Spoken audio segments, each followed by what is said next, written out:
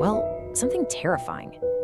Today, we're going to get into a story where a simple camping trip in the Jaipur jungle went so wrong. And that's really what this story is all about. For two friends, Anurag and Akash, this trip was just supposed to be a bit of fun. They had no idea they were about to walk straight into a nightmare that had been waiting in the dark for over 2 decades. All right, so let's set the scene. We're in May of 2021. Our main characters are two B.Tech students, Anurag and Akash. Exams are over, summer vacation is about to start, and they decide to go on one last adventure together. The plan? A night of camping in the jungle. Simple, right? Now here's the thing. These two guys, total opposites.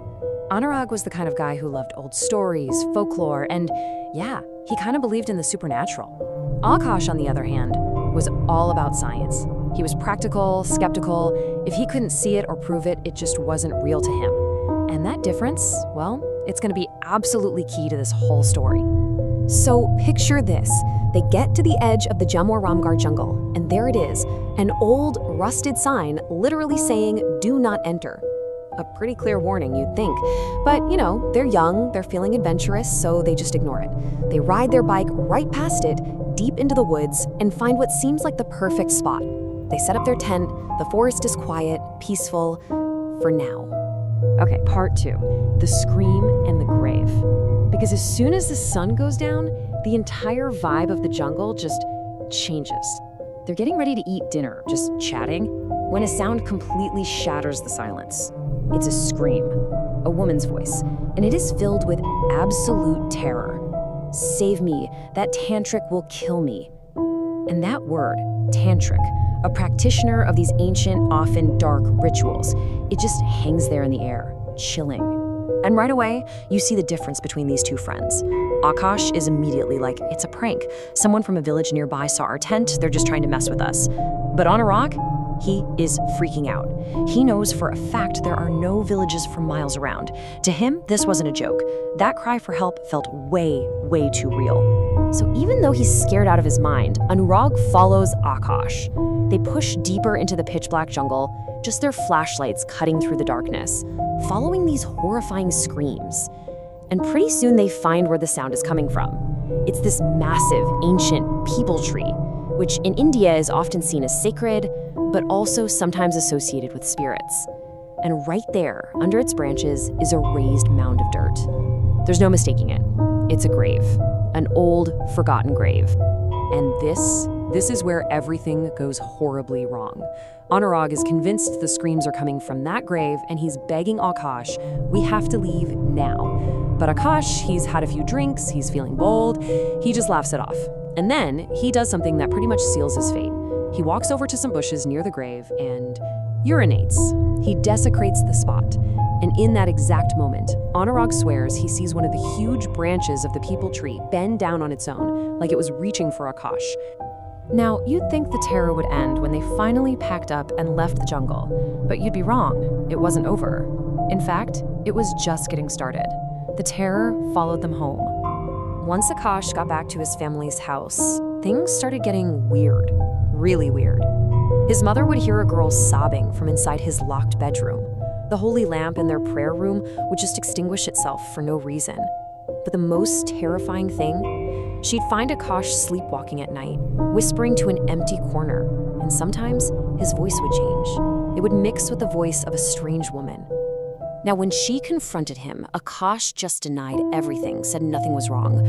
But a mother knows, right? She could see her son changing, fading, right in front of her. She knew this wasn't some medical issue. She was convinced something else was at play. So in desperation, she called the only person she thought could help, a local pundit, a priest. And this brings us to part 4, Rupa's tragic story. Because the entity inside Akash is about to be forced to tell its tale. So the Pandit arrives, he starts his rituals, and as he sprinkles holy water, Akash's body just convulses. He's thrashing around, and then a girl's voice screams out of his mouth. The Pandit demands to know who it is, and after this intense struggle, a name finally breaks through, Rupa. Enforced by the holy chants, this spirit begins to tell a story of betrayal and murder that had been buried for 25 years. And the story that comes out is it's pure tragedy. Rupa was married off at just 16 years old. She soon discovered her husband, Kamlesh, was secretly practicing dark magic in the jungle. One night, on the new moon, he tricked her. He lured her to that same peepal tree, saying it was for a special prayer. But it was a lie. He sacrificed her, murdered her, to gain demonic powers, and buried her right there. But something went wrong with his ritual. Kamlesh was later found hanged, his dark work incomplete, leaving Rupa's angry, vengeful spirit trapped at her grave for a quarter of a century. So what exactly was this ritual? Well, it's known as Tamshik sadhana, and this isn't just some simple prayer. We're talking about a forbidden, demonic practice. It's all about gaining unnatural powers, and it often requires horrific acts like human sacrifice. This was the evil that had trapped Rupa's soul for all those years. Okay, so the big question is, why Akash? After 25 years, why him? Well, through Akash's mouth, Rupa revealed two chilling reasons. First, in just a cruel, horrible twist of fate, Akash looked a lot like her murderer, Kamlesh. Seeing his face just reawakened all that rage. And second, and this was the nail in the coffin, he had shown her the ultimate disrespect. He had trespassed on her grave, mocked her suffering, and then desecrated it. And that brings us to the final, tragic part of this story. A friend lost forever. A battle for a soul that was, it seems, already lost. The pundit is pulling out all the stops. He prepares this special, powerful amulet, pouring all of his spiritual energy into it. This is the last hope.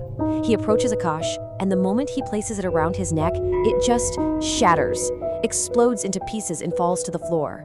And the look on the pundit's face said it all. He was powerless. This thing was just too strong. With absolutely nowhere else to turn, the family rushes Akash to the hospital. And here you have this incredible, tragic split screen, right? On one side, you have medical science. They're running every test imaginable, and everything comes back normal. They're baffled. But on the other side, you have the unseen reality. His family could see with their own eyes that he was rapidly deteriorating. He'd stopped eating. He was just wasting away. Even in the ICU, surrounded by all the technology of modern medicine, his condition got worse. And just 2 days after being admitted, Akash passed away. He left behind a heartbroken family and his best friend, Anurag, who would have to live with the guilt and the horrifying memory of that night for the rest of his life. And that leaves us with one final chilling question.